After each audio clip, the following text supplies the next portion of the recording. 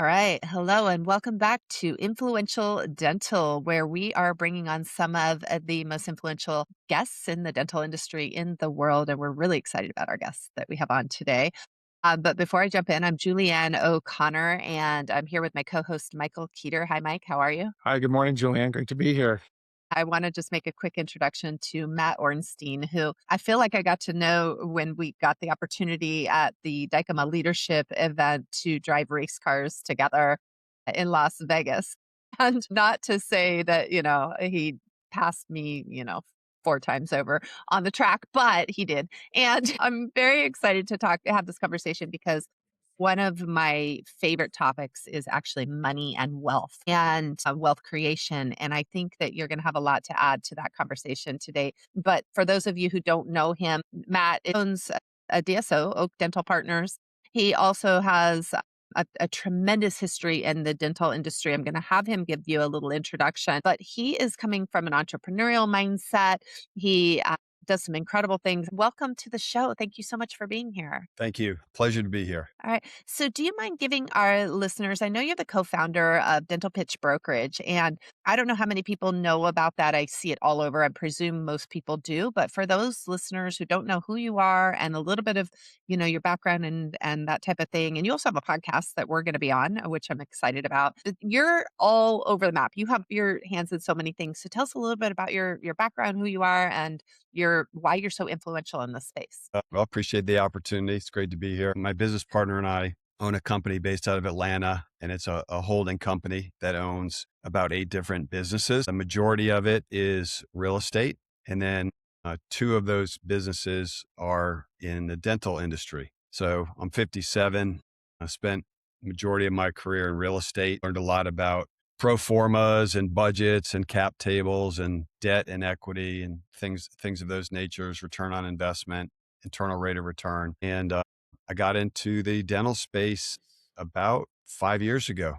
It's been just over 5 years. I didn't And realize you were fairly new in dental, actually. That seems fairly new. I mean, as somebody who's been in it for 15 years and Mike, you've been in it 18 Yeah, plus years. about 18, and it's great I look forward to hearing Matt in the short time and a big impact that he's made. So I like having newer entrepreneurs into the dental space to give new and fresh ideas. I think it's the true golden area of dental. So you're saying you have been in the industry for about 5 years, but what brought you into dental of all things? I was personal friends with Amal Nirgidkar, the founder of Patient Prism, but nothing dental related. And I knew Amal, and Amal introduced me to some really cool people. And about 6 years ago, I think about a year before I even got into dentistry, Amal said, "Hey, why don't you come down to Tampa? And I'm having dinner with these 2 super awesome guys. Just come on down. It'll be a lot of fun." So I was like, "Sure, I'll come down and have dinner with you guys." And I get to the restaurant, and it's Amal Nirgidkar, Pat Bauer, the CEO of Heartland, and Mitch Olin, the former CEO of Dental Care Alliance. Just really had a Wow. So yeah, quick chime in on that. The cover of our summer issue of Influence magazine, which is just about to be released literally right now as we're speaking, we're wrapping it up, is actually Amal and Pat Bauer. They're on the cover of our summer issue. So yeah, very excited to share their story.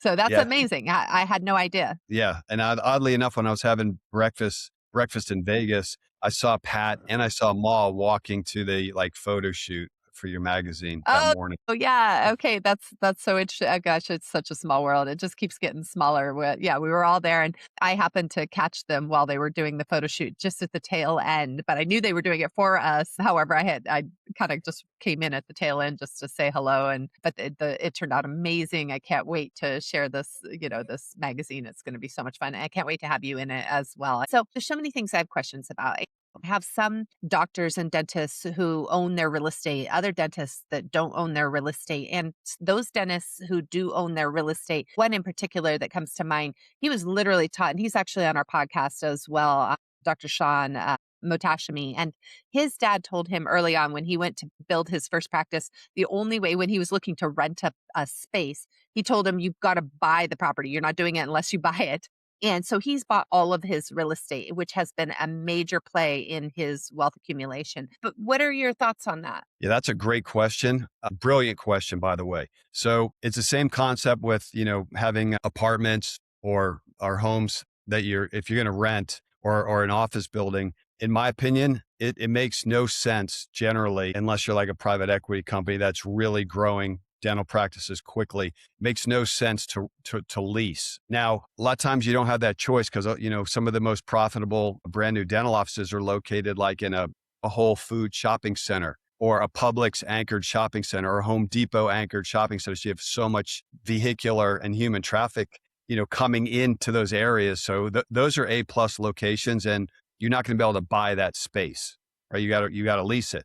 But if you have a standalone building or like an office condo that you can own for a dental office, instead of paying rent to someone else, that money's gone forever. You can pay that rent to yourself, and 15 years have that building completely paid off. 15 years after you buy something, generally the value of that piece of property should have doubled, at least probably tripled.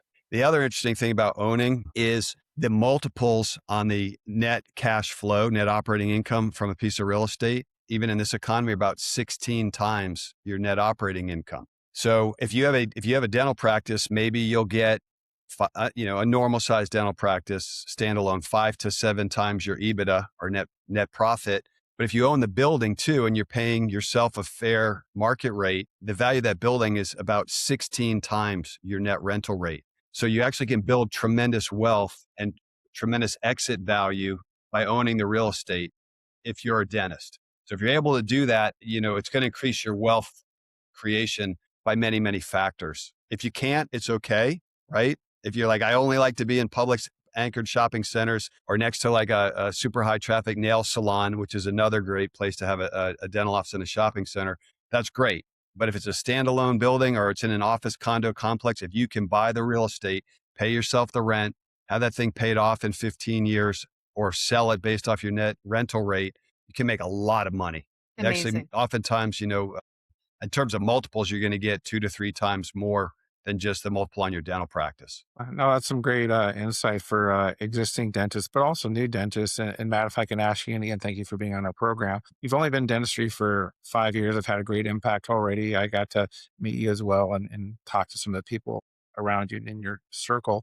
Tell me about this time in dentistry and why it's so exciting for you to be in it, but also to, share your knowledge with those around you, and where's dentistry going in the next, 10, 15, 20 years? Yeah. It's very interesting because I was talking to one of the senior partners at a private equity firm 2 or 3 days ago. I got into dentistry like right after COVID, which was probably the most challenging time to get into the DSO space from a private equity standpoint, because interest rates on those loans for a large set of dental practices, the interest rates went up 50%. Right, we started at 8%, and within 18 months, we're up at over 12% interest. So that has huge effects on your free cash flow, right? I'll give you an example. If your EBITDA is 20 million and you were paying 10 million in debt service, you had 10 million of free cash flow. You could use that to buy more offices. Well, if interest rates went up 50%, which they did, and your EBITDA was 20 million, now you're paying 15 million in debt service, your free cash flow is only 5 million. So literally cut your ability to grow quickly in half. On top of that, there was massive inflation on the cost of supplies, on cost of labor, a cost of equipment, but the insurance companies have not raised the reimbursement rates hardly anything over the last 5 years. So there's been a huge squeeze on profit margins. But here's the good news. I firmly believe that interest rates are going to be coming down substantially in the next 18 to 24 months. This is my opinion, at least 2%, 200 basis points, and probably continue to drop. And with the advent of all the new technologies and AI that some of the great vendors, like the leading vendors in dentistry, are providing, it's going to increase productivity, like doctor and associate productivity and even hygiene productivity exponentially. So you're going to be in a lower interest rate environment, which means you're going to have more buyers that are willing to buy because it's easier to service the debt. Dentistry is a great, stable industry to be in. And after 5 years of profit margins getting squeezed, I think that tide's about to turn on that in a big way. So I think anybody getting into dentistry right now, you're going to be moving into a lower interest rate environment, which is great. It's also great for, high dollar treatment cases, like just talk about orthodontics, right? For instance, that's something that is elective. People can postpone that, but it's expensive. And then you're going to get huge economies of scale and profit and productivity efficiencies through AI and new technology if you embrace it. And I want to say this, if you don't get on the tech and AI bandwagon right now, you are going to be in a world of hurt in the next 3 years.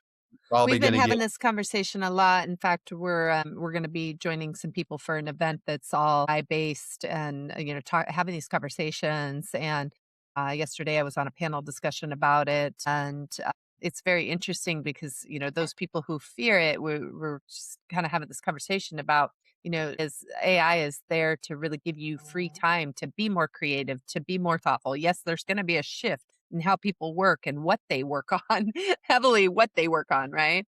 But what are your thoughts on those people who are really like resisting it and why they're doing that, why they're resisting it? What are your is there anything you could share to get people to lose that resistance? That's a great question. I don't know if there's anything I can do to get doctors or owners to lose that resistance. My opinion, and I've thought a lot about this, is the majority of dentists that own their own practices are over 50. And, 50, 55, 60, 65, they're always the last group to embrace technology. And AI is very confusing.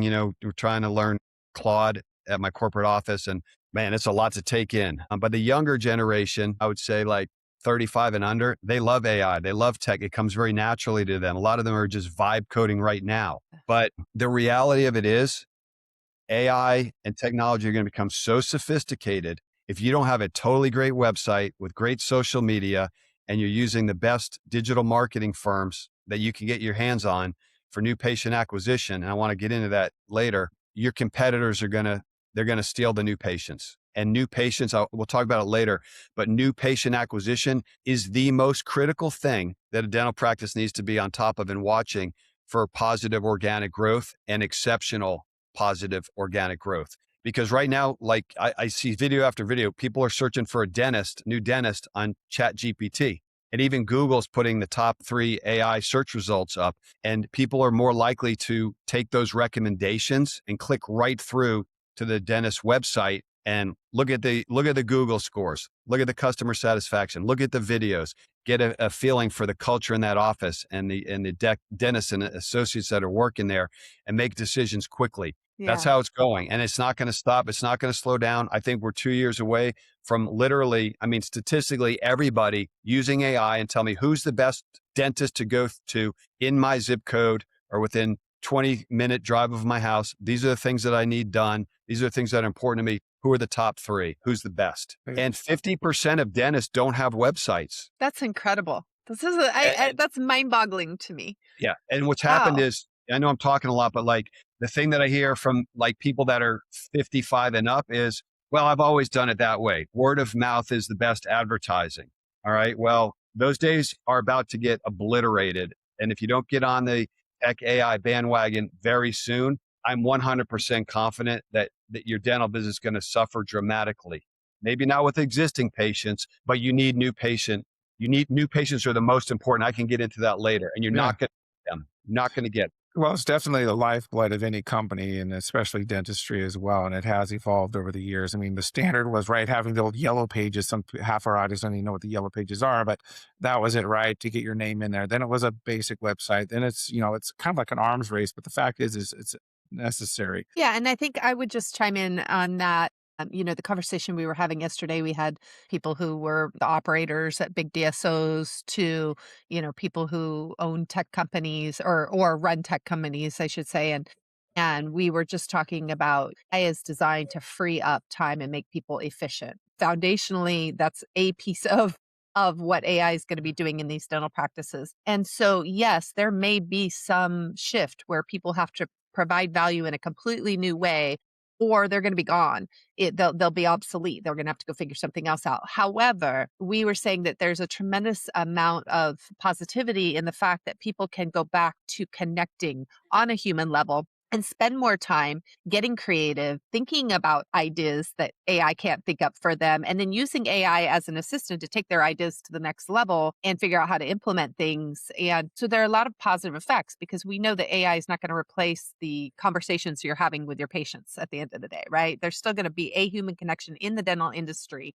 There will still be some connection. Now, not at the coffee house and the restaurant where I'm having to order from a tablet anymore and nobody's saying hello and I check out. It's like basically, I go to eat and I really wanted human interaction. I'm not getting it now, but we still crave that, right? So there's an aspect of that. What I do know is going to happen in the dental offices with the advent of AI and much better technology, two things will unfold for sure. Patient care and treatment will increase dramatically. And number two, the patient experience should increase dramatically as well, because the people working in the office are going to have more time to talk to spend, and to give better human to human interaction and care with the patients. Those two things I do know will occur. We're saying that's exactly so. I talked a little bit. I was asked to speak about the neuroscience behind it, and we know that both AI and humans will cause people to feel certain emotions, which produce cortisol or produce the positive stuff, right? Depending on whether it's stressful or not. And so AI is driving this element that is predictable. It's quick, it's fast, it's something people can rely on. So that is affecting the patient in a positive way, believe it or not, when you use the right technologies, right? And then also simultaneously, you've got this team dynamic where if people can rewire their brain so they're not on over stress and overwhelm, then they can go back to that human interaction in a way that is actually having a positive effect that produces those hormones. So all of these different things then will create this residual effect that will lead to more satisfaction, more referrals, ultimately, all these different things. But what you did say, which was interesting, which we didn't talk about yesterday, was really this concept of if you don't do it, other people are going to do it, and they're going to get your patients because you can't rely on word of mouth anymore. So we already see this where people can't rely on word of mouth. People are doing all these referral programs that are not working and, very minimally working unless they're really creative in how they throw parties and invite people in or give gifts. And it's almost becomes, one of those elements of influence. How do you influence people to come in? Right. And how do you really get them to do that? Because I'm telling you, there's a dentist office or two or three on every block right now. Right. And so if somebody tells me come to my dentist, I don't know that I listen to anybody anymore. I'm like, what's convenient for me? What's fast? Where do I get quick response times? Where do things line up with what my needs are? And AI can support all of that. So, Mike, I'm sorry, you had something to say, I think. Yeah, no, and I agree with that. And thank you, Julianne and Matt. You were going back to the wealth side of it. And I'm very interested in that. I know our audience is. We haven't had a guest on our show to really talk about that. And Matt, your success is spelled out in so many different industries. But we can talk a little bit more about that and kind of your thoughts, Julianne, on where we're going with that. On as a sole proprietor, obviously you're the head of a DSO, how those coexist, and the thoughts of a young dentist coming into, say, this environment, joining a DSO like yours or going it alone. What are your thoughts on that? And again, how to manage the wealth and how to acquire it? Yeah, that's a great question, Michael. A lot of components to that. I believe strongly that, someone coming right out of dental school, their treatment skill set is very low. And worse than that, their confidence level is even lower, right? Like you don't want to imagine trying to do your first root canal on a live patient, having never done one before, or an extraction, or, even a filling. So if I had a kid that was graduating from dental school, this would be my advice. Go work for a great dentist or a great DSO for at least 5 years and learn everything you can possibly learn. Go to as many continuing education classes as you can, go to as many specialty treatment courses you can attend, get a great mentor. I will say, like, in my opinion, if I was coming out of dental school, I'd go work for Heartland Dental. Like, I'm just telling you, they have the best leadership and mentorship and training program in the world for dentists. But I would go work for somebody else, get my skill set way up, understand how an office works, make sure I have a good understanding of the business, how to read a balance sheet, cash flow statement, net income statement. And then if you want, if you have entrepreneurial spirit, open up your own dental office or buy one. Buy one from a doctor that's, has a really good, solid patient base, no website, because then you can really ramp the business up, and then, take that over. And, there are a lot of doctors that get burned out and they're like, I'm not staying on after the sale. I just want to sell this. And in many cases, you can buy those offices with 100% seller financing and for maybe like 1 times EBITDA, because the doctor's like, I'm done. Yeah. So I have so we speak all over, and one of the questions that comes up a lot is people coming out of school who do want to buy a practice. They don't know how to evaluate a practice, right? So how important is it for them to find the right team to help them with that evaluation process if they're not super business savvy, and how do they decide that this is a good buy versus, creating it from scratch? What is any advice for newer docs? Now, I know that our audience is a mix of people, but if you can bear with me, just what is one of the biggest pieces of advice you can give somebody who's looking to buy a practice? Right out of dental school. Or not, either one. I think just like what should they be evaluating? What are they missing that they're not paying attention to? Because you're trying to evaluate all these things and you never know what people put on paper, and how do you vet something? So I'm gonna jump back and say, in my opinion, if you're coming right out of dental school and you want to buy or open a practice immediately, I think there's a 99.9% chance you're going to go out of business and fail. Okay. For a whole variety of factors that we don't need to get into. But one of them, of course, is a dental office is a business, and you have to have a really solid understanding of human resources, hiring, insurance, leases, HIPAA, training, technology, cash flow, net income, balance sheets. I mean, if you don't have a solid foundation from a business perspective, you're done. You're not going to make it. And you don't have the skill set to do a lot of, higher value treatments, right? So you're going to be cleaning and hygiene. The odds of you succeeding and being successful are close to zero. If you've been at a good dental office and had a good mentor who's taught you the finances of a dental office, or you worked at a DSO, Heartland shares every office gets to see every other office's P&L. And Heartland has P&L training and business training, right? So if you understand P&L and you can do a lot of high value treatment cases, crowns, veneers, extractions, root canals, et cetera, Invisalign, and you have a good understanding of how a business works and the numbers, you really should use a broker. Not a sell side broker, a buy side broker. And that buy side broker will really be able to dig into all the information, all the financials, compliance, revenue cycle management, everything. And a good buy side broker can advise you, this is a good practice. Their collections have been stable or growing for the last 3 years. This is how many patients they see per month. They're collecting 95% of all billings. You have to use a buy side broker or you're dead meat. You're not going to, you can really buy something that's just destined for failure. Yeah, so that leads me to ask you about Dental Pitch Brokerage. Can you tell us a little bit about that for those people who don't know what it Yeah. is? Yes, thank you. So Dental Pitch Brokerage, it's Dental Pitch Brokerage and Advisory. We're a sell side broker. I co-founded it with Elijah Desmond, who's also the founder of something called Backstage, which is a tremendous business group if you're in dentistry. I've never been in Elijah by the tiger around his neck. Everybody should know Yeah. that by now. Well, I will He's a tell you, blast. he's a phenomenal human being. He's also absolutely brilliant. The guy's mind is like sharp as a razor. He understands every aspect of dentistry, business wise, on the human side, clinical. The guy's amazing. And we co-founded Dental Pitch Brokerage and Advisory.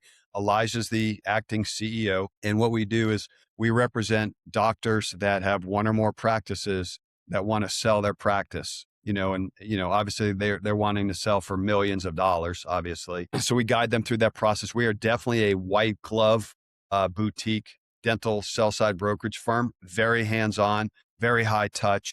We don't take any money or anything from the buyers. So there's no conflict of interest. And we've had great success with Dental Pitch Brokerage. It's growing very, very quickly, just massive success, one after the other on getting good and great practices sold for fantastic multiples. But we guide the sellers through that process, from A to Z, and really make the process very pleasant instead of unpleasant, which it can be in a lot of transactions. We have, attorneys on staff, M&A people on staff, senior people that understand cap tables, everything A to Z. So we started that because after going through with Oak Dental Partners, we started with 20 offices. We're over 80 now. Wow. I worked with a lot of brokers and a lot of the CEOs of other DSOs I've talked to. There are a lot of good brokers, but there are a lot of not good brokers. And if you get caught working with a broker that is not good, it really makes the transaction so unpleasant that by the time you get to the end of it, you just like want to throw in the towel and be like, I'm just glad this is over. I'm not even happy. There's no joy in this. I'm just glad this Yeah. is done. So we wanted to do the exact opposite of that and deliver premium white glove service for the doctors It's or amazing. owners. Mike and I have seen that where it goes south for people, and we've seen it where it's been successful as well. So I know that there's a need for what you're doing, unquestionably. I'm sure Mike has some questions about this as well, but what's the typical time frame that somebody should expect to go through that process? Because I've seen it literally all over the map. Yeah. So first bit of advice is if you're a doctor or an owner of a group, you want to get your practice sold at least 3 years before you want to fully retire. If you want to get a premium multiple and the maximum amount of dollars in value from selling your practice or group, because the buyers are going to want you to stay on 2 to 3 years minimum. If you're like, I'm done, I'm burned out, which happens a lot, I want to sell and leave, the amount of money that you're going to get is literally a tiny fraction of what you get if you're willing to stay on for 2 or 3 years. How long will it take? The market is actually really strong right now for practices or groups that have EBITDA under 5 million or under. Very, very strong, great multiples. But from the time you sign a representation agreement until you're sold, it's probably 12 months. It's 2 to 3 months to get all the due diligence done, get the marketing package done, fill the data room with all the stuff the buyers are going to want to look at. Then you're looking at about 3 months to get legitimate interest in from multiple buyers, pick the buyer you want to go with. And then it's typically another, 3 to 6 months, depending on the size of the group and the complexity of the transaction to get the whole deal done. So if you're looking to sell from the time you sign an agreement with a broker, I would expect 12 months. It could happen in 6, it could happen in 9, but I think the outside time frame is 12 months. So it sounds like, Matt, if you're interested, even if you're interested in the next 2 to 3 years, it's probably good to talk with a company like yourself early on in the process, because if you want to get out within 6 months or a few months, it's going to be a rude awakening. So it sounds like if it's in your future, you should start those conversations now. Or what would you advise someone if they're 5 years out or 3 years out Yeah, that's another great question. If you're 2 to 3 years out, I'd start conversations with, a sell side brokerage firm, and they can give you, some of them do this, some don't. Dental Pitch Brokerage does. We take a look at a lot of factors in your practice or group, and we can give some very, very good feedback to help you get your practice ready for sale, grow your EBITDA, grow your organic growth, and really optimize the value of your practice. If you're 5 years out, even 5 years out, it's worth starting to position your practice or group for a successful exit. Probably more than 5 years, it's not worth talking to an advisory or brokerage group just yet. A question on that. So Michael and I we're kind of known in the industry for helping people leverage their influence and take back their quality of life. And we have a media arm to that. And we've heavily impacted some of the doctors that we work with their careers and others as well, who to really become well known in the industry. Right. And so, collaborations and a critical part of that.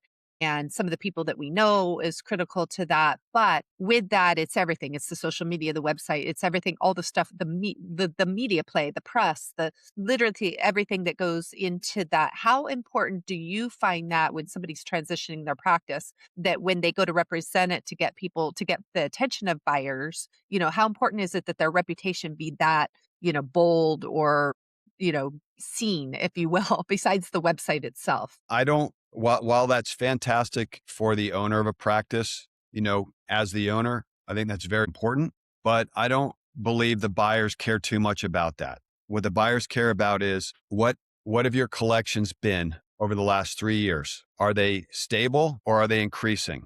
If they're declining, it's very difficult to sell a declining practice in terms of, collections declining. But if you have stable collections or increasing collections over the last 3 years, all things being equal, that's the most important thing for a buyer. Yeah, that makes total sense to me, like, because probably most buyers are also gonna come in with their own branding. They're probably gonna make a lot of changes to what that looks like on paper or, publicly anyway. They're coming in with their own personalities and, what matters to them from that standpoint. Very interesting. So, what are some of the things that practice owners are missing that, when they're like, let's say, focusing on their own wealth accumulation, people have blind spots. And so what do you see as a common element of practice owners that they're missing that they should be paying more attention to besides, the maybe typical stuff? Is there anything that you see in the industry where you're like, wow, as an entrepreneur, if they just paid more attention to this, it would really change the game for them? Yeah.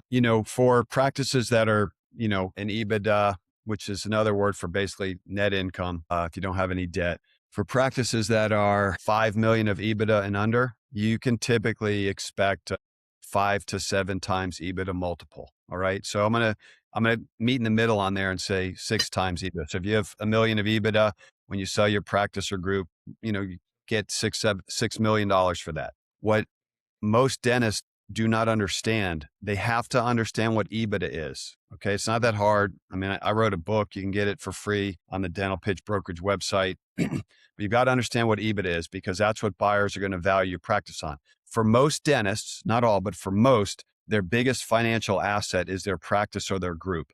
That's for most going to be their biggest financial windfall and opportunity to retire with a beautiful lifestyle. So it's really important for the doctors or the owners to understand every extra dollar of net income, profit, or EBITDA that I can generate in the practice is going to be worth $6 when I sell. So if I can increase our net income by $100,000 a year when I sell, that's another $600,000 in my pocket. If I can increase the EBITDA by $1 million a year, you need multiple offices to do that. But when you sell, that's an extra $6 million in your pocket when you sell. So you have to think in terms of not just, is it worth it making this change to make an extra $50,000 a year? Well, that $50,000 a year is great, but when you sell, that $50,000 a year is going to be another $300,000 to $500,000 of profit in your pocket when you sell. So you need to think in terms of EBITDA multiples while you're still running and owning your practice and understand the importance that every extra dollar you can get in profitability is going to get you 5 to 7 times that in profit in your pocket when you sell. And those can be huge numbers. Yeah, so it reminds me a little bit of the story about whoever it was that took out the extra olive on whatever the dish was to save that, over whatever, however many plates of food they were serving or whatever, and it made, significant, like every dollar counts, right? And sometimes to the detriment of some things, but, Mike, go ahead. Yeah, well, I was thinking more along the mindset of growth and not necessarily taking away, because again, I think it's more enjoyable to grow than to cost cut, but it's all important. My question for you, Matt, and even Julianne, I just got into my head. I don't know if people think about it. You're talking about 5x, 6x, 7x multiples at the end of when someone sells. Is that ever a motivational factor for your team or those people, your inner circle in a practice? And what I'm saying is, especially when it comes to growth, so you're trying to motivate your team, you're trying to motivate bigger cases and things. Is that ever something that a doctor ever talks about or has agreements with their team to say, hey, I'm going to look to sell this. If you're around and you're helping me grow, maybe they get something on the back end. Is that something that's ever discussed or thought about? Generally speaking, I don't see that. And when dentists go to put their practice or group up for sale, the doctors or owners do not want the employees to know that they're up for sale because the doctors are very nervous that the employees are going to leave. So I don't think in general that doctors or owners at the practice level have that discussion with the employees at the dental practice. I love that question, Mike, because you see this in other, industries where people do cut people in on, sales and different things. And it is in there, within the group or the employee group where they motivate them to help them get through the sale process at the highest impact level of their capability because they get a piece of it at the end. Why don't we do that in dental? And is that a possibility or is it just too difficult to do in this industry? Well, I think, and I have thought about that, a great question. One of the biggest issues in dentistry is the high turnover rate. I think across the board, it's like 35% annually employee turnover rate. So it'd be very dangerous for a doctor to give some equity to employees at the practice. Because if they leave, it's costly to get that undone or to buy the equity back. I think the best motivator for employees or team members, let's call it team members in the dental practice, is probably like setting up a compensation package that's tied to their productivity. But And what about on an exit strategy? Think about this for a second and let me just know, is this even possible to, rather than give them necessarily equity, but to do some sort of an agreement that on the sale you get a percentage of whatever Like a profit sharing the sale plan, price. you mean? Yeah, isn't there another way that would actually reduce the turnover and increase their commitment to seeing that through? It just seems like, it just shocks me that nobody does this in dental. And again, I don't have all the answers. Obviously, I have not been doing what you're doing, but it just seems like there's a possibility this could be a play for especially critical operators or critical people on the team. It seems like there would be a possibility. I'm going to give you a quick example. There's a practice that I know where they made a commitment to the team members, that anyone that was in it, that they would get an equity play after being with them for 20 years, or something like that. It was a very long-term play, and people would either self-select out or they would be all in, and they were like watching the timeline, and they put it on like an entire wall where they were like, okay, we're on the countdown. And there were people who would do anything for that practice because they could see that payday coming. And that was really, I thought that was really unique. And it was a group, And so I'm just curious. It's like the only time I've seen it. Well, the Why only reason not I brought more? that up, Matt, to you specifically is because again, I know and I hear that all the time about turnover. We go in and coach and train functional, but we want to go from to elite teams, right? From good to great. And I think to go to that next level, sometimes people need to have some skin in the game. And again, you're much smarter than me concerning all of this, but I would think, as Julianne said, there's a way to do it where maybe not for everyone, but those managers, those are the people that are critical. But if I'm having people grow exponentially and helping me grow to next level results, why wouldn't I want to, reward them? So anyway, I know we can go round and round, but I think it's something different of like you with Dental Pitch Brokerage and the white glove service, a white glove practice or a white glove DSO. I would think if they offer something like that, I would sure want to stay and do more other than just a pure employee. well, again, like some people don't like how blunt I am, but the reality is, aside from the doctors in the dental office, everybody, almost all the other employees are pretty much living paycheck to paycheck right now. And an Yeah, extra $100 a week or an extra $500 a month in their paycheck is a lot more impactful and meaningful to them than some hypothetical larger dollar amount 5 or 10 years down the road. got it. I don't disagree with you. Okay, so then I have another question, just shifting, and I think collaboration I'd like to talk about a little bit today because you work with a lot of different companies. I'd love to hear more about that. But where is an area where you see that people are accidentally way overspending, out of curiosity? If you, is it okay if there's 2 points I really wanted to bring up that I think Yeah, would be highly beneficial for the listeners. yeah, please.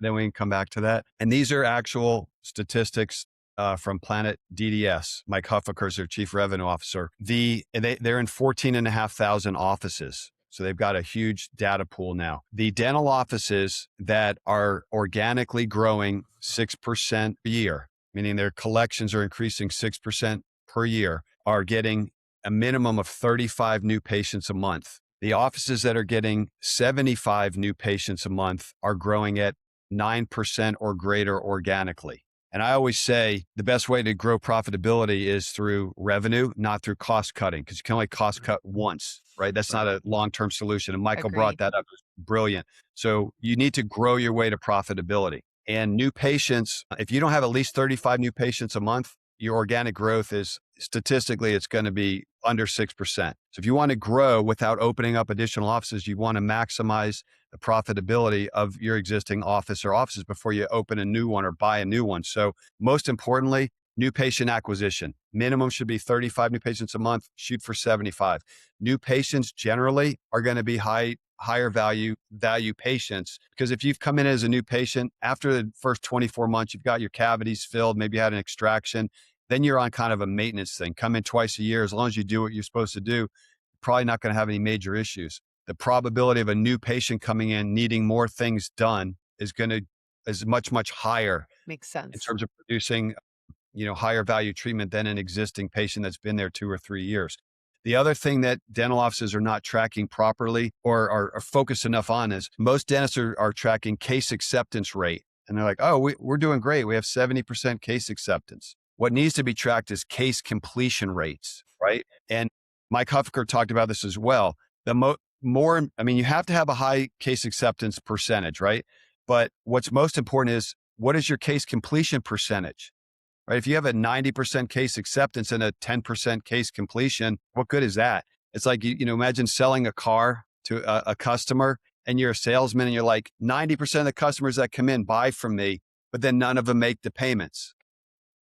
So new patient acquisition, absolutely critical, and tracking not only case acceptance, but also your case completion rate. Those two things alone, if you focus on those, should give you organic growth of 10% plus a year, which is tremendous. I just want to benchmark off of that. There are two vendors in the space that I cannot recommend highly enough for new patient acquisition and new patient booking optimization. One of them is Rise DDS, digital marketing, that's owned by Neil Zemba. They're absolutely incredible. Yeah, I mean, they'll I can be in our speak. magazine. They have an article in our Dicoma special issue, so everyone should check out what their article has to say. Yeah. I mean, best in Yeah. class, in my opinion. The other one is Patient Prism, which is owned and founded by Amal Nirgidkar. And what his software and tech does, it helps you recover missed appointments. It also helps optimizing new patient bookings. I mean, they're both best in class. So for those two areas, those two companies are absolutely amazing. Yeah, and Amol's such a good guy. I mean, I just still remember when he really got started with that company and how fast he grew it and how well he did it and how much he learned to tweak that technology to really get it so that it was superior, working closely with Heartland. I know that. And then also going back to Planet DDS, I think Mike, you and I are going out to their upcoming event. Super good people. So Oh, all of these companies that you're mentioning, we also collaborate with. We absolutely appreciate what they're doing. And we're always, I'm a big fan of this idea of look at what people who are very successful are using and doing. And it cuts out so much vetting time. It's like you're out there experimenting with all these different technologies, but somebody is doing the analytics and really figured this out and pay attention to what that is because it saves you so much time and money and effort Right. and, And you error. mentioned collaboration, Julianne, and I know you do that, Matt, and we do that because again, I think you do more together than by yourself, and there's plenty out there, whether that's finances and so on. If you can talk a little bit more about that collaboration, you're in so many industries that have had so much success.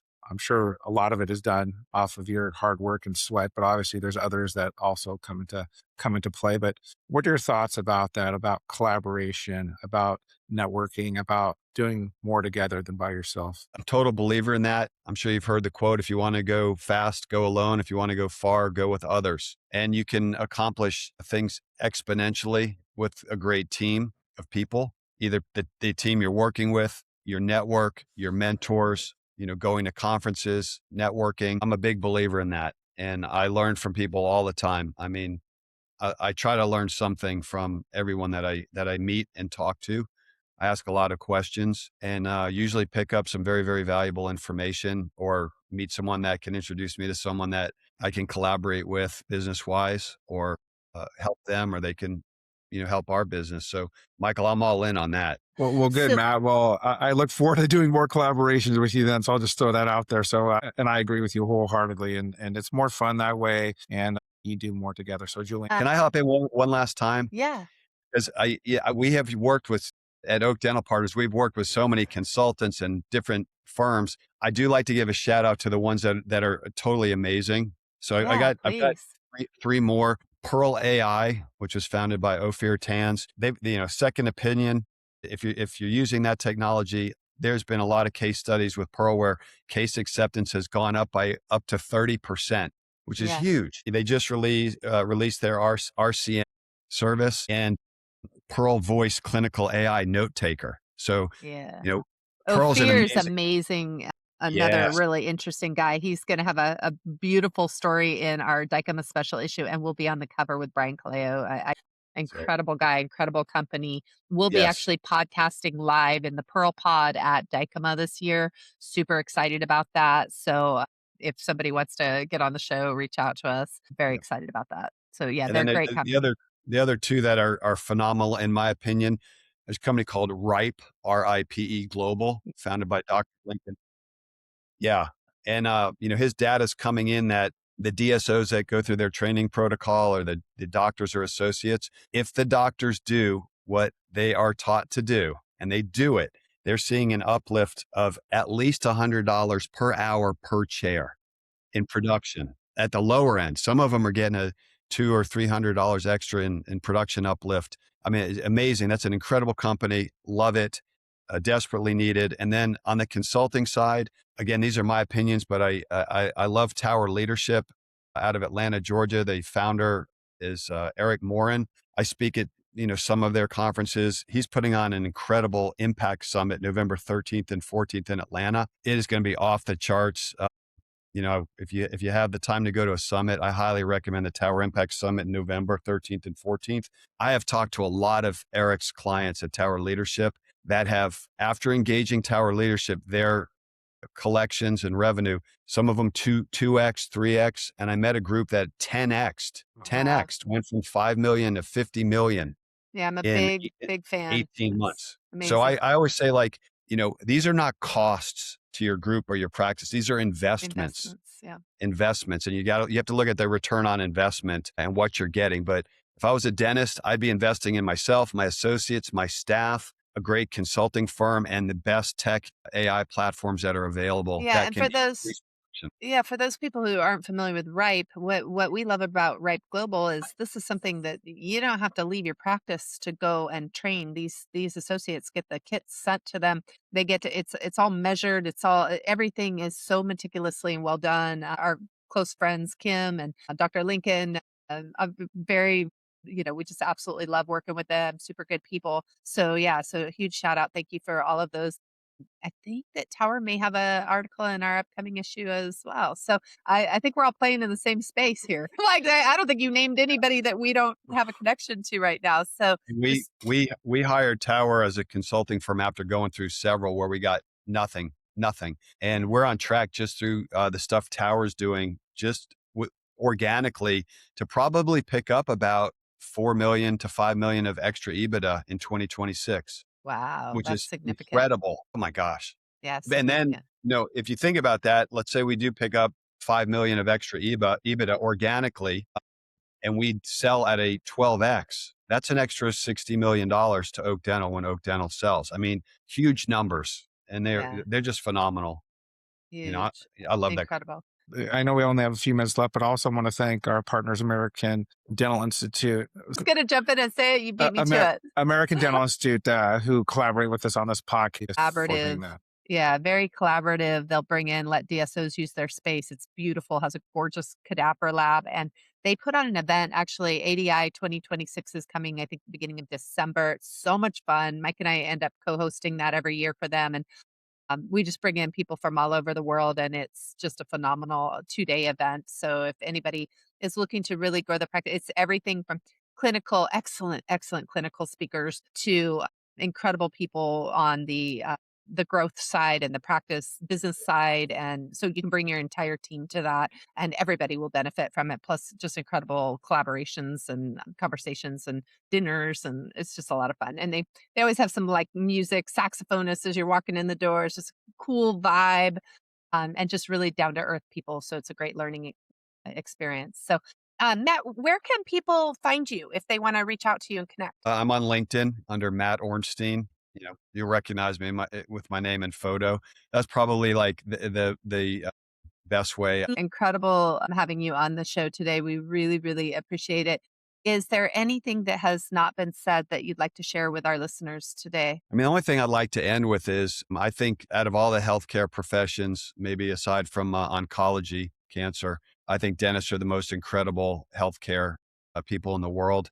Not everyone understands it, that your whole body's health originates in the mouth. And if you have disease in the mouth, it's impossible to be healthy. So, I love dentists. I respect them. I admire them. It is a tough job working in the mouth with those tiny tools, 35, 40 hours a week. They provide an incredible service health wise to their patients. And I really admire them. I love being in the dental industry. I've met the nicest, most giving people I've ever met in any industry in dentistry. People are willing to help.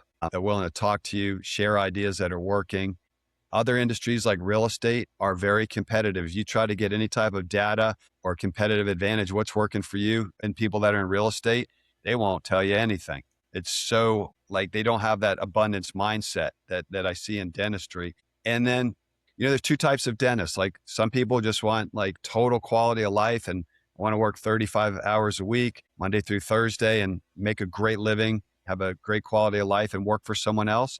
That's fantastic. And then there's some percentage of dentists that say, I have an entrepreneurial spirit. I want to own my own practice or build it, either through de novo or mergers and acquisitions, and then build that up and sell it, sell it for 10, 20, $50 million. Both those mindsets are great. And if you are a dentist that is looking to build wealth, dentistry is one of the most incredible areas to do it in. And you can do it by owning one practice or 10 or 20 practices. The more you own, if they're run well, the more wealth you're going to get when you exit. But if you're looking to build wealth, dentistry is one of the greatest industries in the world to do so. It Yeah, really I is. love that. I would just add to that, I 100% agree with everything that you're saying. I think it's awesome to give that shout out. And I want to give a shout out to all the dental professionals who make it happen because dentists are the investors in your dreams. So even if you are somebody who is, working in a practice, I don't ever take any single person for granted, not the janitor to anybody else. Everybody matters in this, and everybody is making money to hopefully reinvest in something they care about. I do think it's really important to understand wealth strategies and figure out how to manage and invest your money. My daughter, she's so cute. She's 16. She asked me, what's the easiest job, mom? And I said, the easiest job is wealth. Figure out how to live within your means, and you can do any job you want and manage and invest it well.